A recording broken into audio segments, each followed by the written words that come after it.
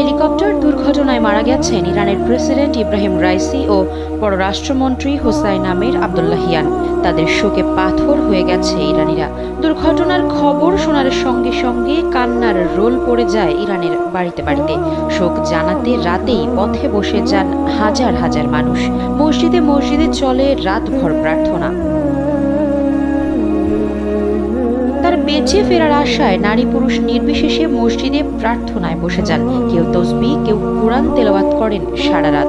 ইরানিরা বলছেন তাদের আবেগ আর অনুভূতির আরেক নাম প্রেসিডেন্ট ইব্রাহিম রাইসি। তার দুর্ঘটনার খবর শুনে খুবই কষ্ট পেয়েছি। তিনি সবসময় দেশের জন্য ভাবতেন, দেশের মানুষের কথা ভাবতেন।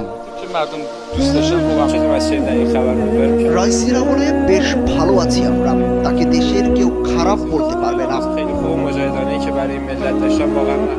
এর আগে ইরানের প্রেসিডেন্টের জন্য দেশবাসীকে দোয়া করতে বলেন দেশটির সর্বোচ্চ নেতা।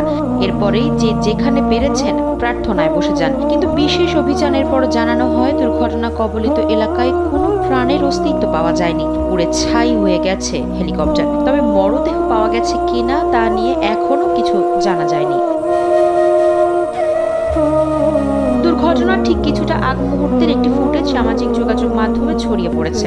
এতে দেখা যায় হেঁটে স্বাভাবিকভাবেই হেলিকপ্টারে উঠেছেন রাইসি। ভেতরে বসে দেখেছেন ওই এলাকায় দুর্যোগে কতটা ক্ষয়ক্ষতি হয়েছে। এর অল্প কিছুক্ষণ পরেই খবর ছড়ায় তাকে বহনকারী হেলিকপ্টারটি বিধ্বস্ত হয়েছে। স্থানীয় গণমাধ্যম জানিয়েছে প্রেসিডেন্ট রাইসি আজারবাইজানের সীমান্তের কাছে কিজ কালাসি ও খোদাফারিন বাঁধ দুটি উদ্বোধন করেন। সেখান থেকে ফিরে তিনি ইরানের উত্তর পশ্চিমে তাবরিজ শহরের দিকে যাচ্ছিলেন। এরপরই দুর্ঘটনার খবর আসে গণমাধ্যমে। সঙ্গে সঙ্গে অভিযানের নামে দেশ বিদেশের শত শত উদ্ধারকারী। তবে বৈরী আবহাওয়ার কারণে বেশ বেগ পেতে হয় দুর্ঘটনা কবলিত হেলিকপ্টার উদ্ধারে।